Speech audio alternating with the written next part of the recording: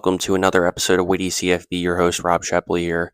Now, in today's episode, we are going to be discussing matchup between Colorado and UCF, which has been on my radar too, because I even mentioned, you know, earlier in the season that I think the Big 12 is definitely the most open conference in all of college football in the sense of it's going to be the most unpredictable. I would say it's probably the most even because, I think, although I think Utah is the most well rounded team in all of college football and likely the favorite, I think at the beginning of the season you could have made the argument that Utah could have won the conference, Oklahoma State could have won the conference. I think UCF is a big underdog. And I think that's the point of this video is why I think that UCF is really due for a big victory versus Colorado too. Now, I talked about Colorado. I talked about Colorado a couple weeks ago, and shout out to David Talks Buffs who has been checking out my channel and showing me some love on the last video. So shout out to him. But I talked about this Colorado team last week. I mean, yes, Shedeur Sanders has been phenomenal. Yes, Travis Hunter is probably the favorite to win the Heisman Trophy right now. But as it stands right now, the reality is that how they're playing right now is just not. It's just unsustainable. You can't. I mean, it's between the sort of antics that you had against Baylor, the Hail Mary play, and Shedeur Sanders getting sacked 8 times a game. It's just simply not good enough for them to really be true contenders in the Big 12. Now, do I think they're on pace to make it to a bowl game?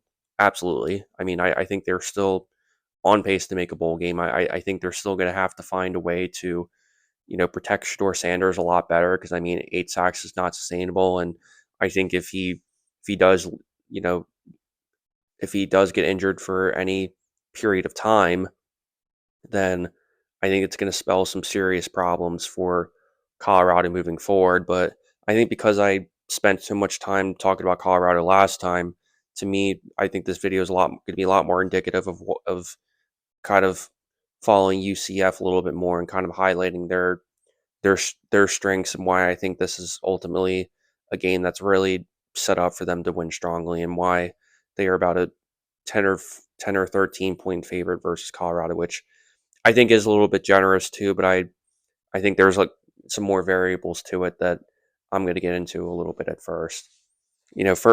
First and foremost, I mean, let's just throw out a couple stats here. I mean, UCF has been averaging 375 rushing yards per game with, with 13 touchdowns. I mean, obviously they, you know, had that really close game versus TCU last week. They had that 35-34 win. They have, right now they're averaging 570 yards of offense per game, which is third in the country. They've had some wins against, TCU, New Hampshire, Sam Houston. So right now, this is probably, I'm not going to sit there and say this is the first legitimate defense that they're playing, but I think this is the first game that we're going to see where it's going to be a legitimate shootout where I think whoever wins this game is going to score.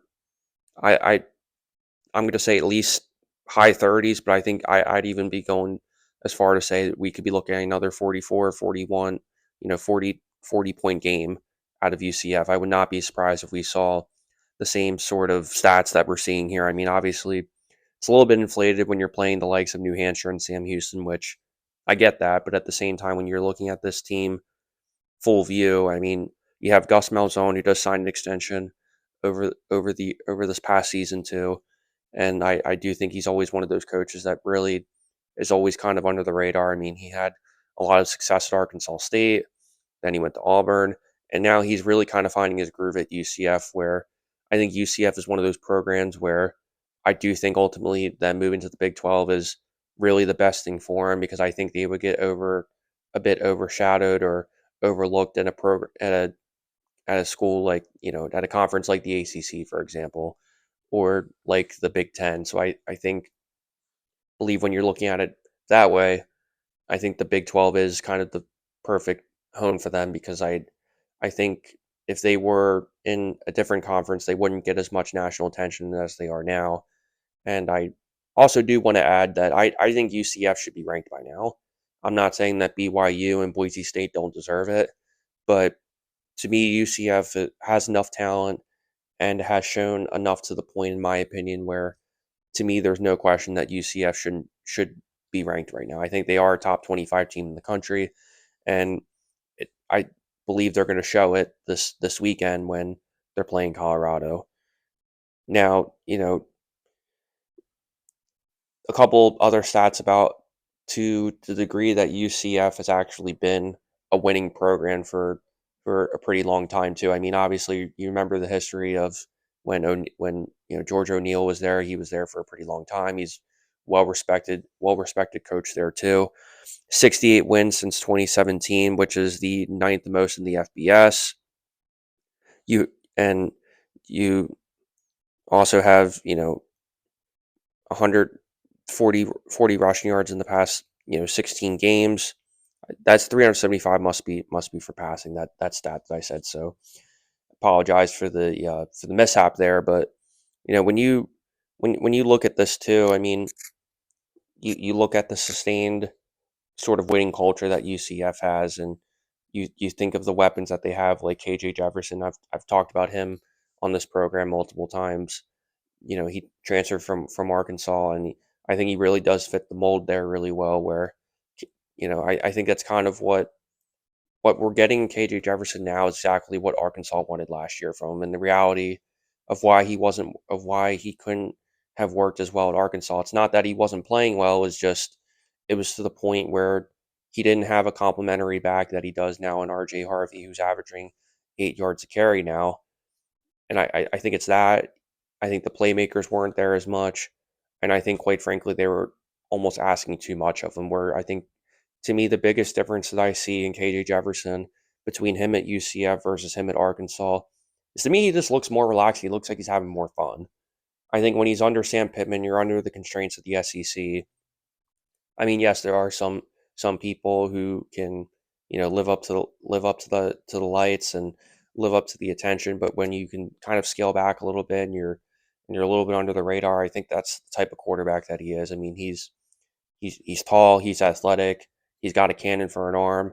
He can make any play on the field, and you know Colorado is also traveling to UCF too, which I think can't be understated. You're traveling cross country. It's going to be humid there, even in the late stages of September. And to me, this really is just a a game that is meant for UCF to really have a statement win and to be able to say, okay, we're on the map. We're going to be a ranked team now, and we're coming for Utah to win the Big 12 championship. Because right now Colorado is ranked 100th in rushing defense. I mean, when you have guys like Boone and Jefferson and Harvey who can all run, who are all weapons on running the football, it's just, to me, it just seems like a big overmatch at the moment. And you know, I do think Colorado deserves a lot of credit for what they've done. And unfortunately, right now we're just in a situation where UCF is just right now just the better team. They're much more well rounded. I mean, obviously, UCF doesn't really play much defense either. I mean, let's face it here. They're definitely more of an all or nothing team in that sense. We are going to see, we are going to see some air raid offenses. It's going to be spread out. It is going to be a shotgun type of game where shootout type of game where both defenses, I think you are going to see struggling a little bit. But to me, I said this before, the big question of the game is two things. I mean, if to what extent can Pat